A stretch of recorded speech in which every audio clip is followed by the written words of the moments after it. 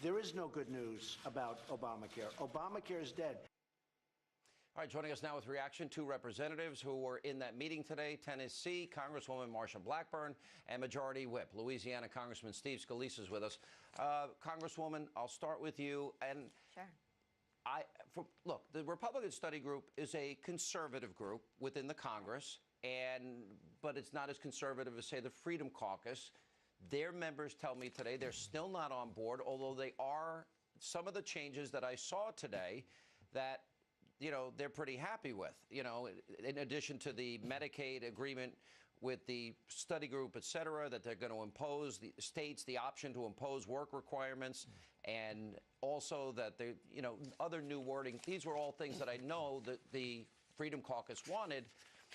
How close do you think we are to getting them on board, too? I think we're very close, Sean. This is a bill that's moving the right direction. And today, the Vice President and President asked us to work with them, which, we've been working with Whip Scalise. We have been working with the White House, and they've asked for our support on this. And I think it's important for Republicans to have a win. As you've said, this has taken longer than it should have taken. We need to continue to work on the Medicaid expansion, address those issues, and make certain that this is a bill that Republicans can support and send to the Senate for them to take up the House bill.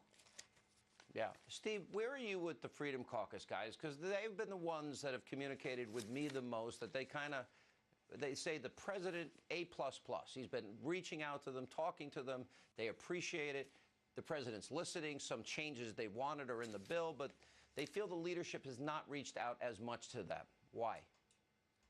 I've been talking to Freedom Caucus members directly, Sean. In fact, today at the meeting with the RSC chairman, Mark Walker, and other RSC members, there were two Freedom Caucus members there who said they're going to vote for the bill, which included one member, Gary Palmer, who had voted against the bill in the Budget Committee yesterday.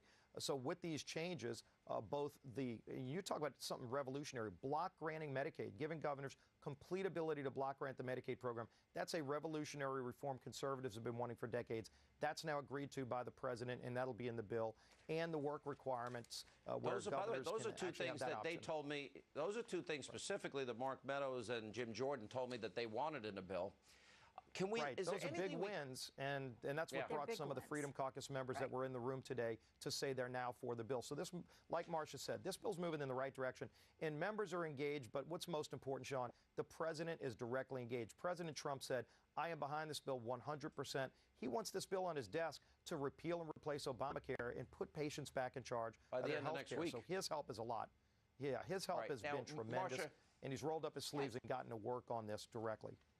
Yes. Is there anything to learn from this? In other words, should consensus have been built before the bill instead of this public fight and intramural squabbling, civil war? Because from my perspective, you cannot not do this. We're at the point, this is the president's first major signature legislation here. And it seems that it was maybe you wrote the contract before the deal points were made. It seemed like you got the cart ahead of the horse a little bit. Do you think it could have been handled differently, better? I do. One of the things Republicans don't take the time to do is establish the predicate. And Republicans should have started talking about why we have to repeal and what we're doing to put patient-centered health care in place. We should have been doing that coming November 9th. Right. And then leading up to this, building out that big picture, and then working more closely, conservatives, us House conservatives, with the leadership and, of course, with the White House. The president and vice president have been terrific. They've said, tell us what we need to do. We're working on this. Let's solve it. Yes. And the Congressman, you think you're going to have the requisite number. Are you working hand in hand with the Senate? Is the Senate bill going to be much different? And when you get the House and Senate together in conference, are you confident that this is all going to get done?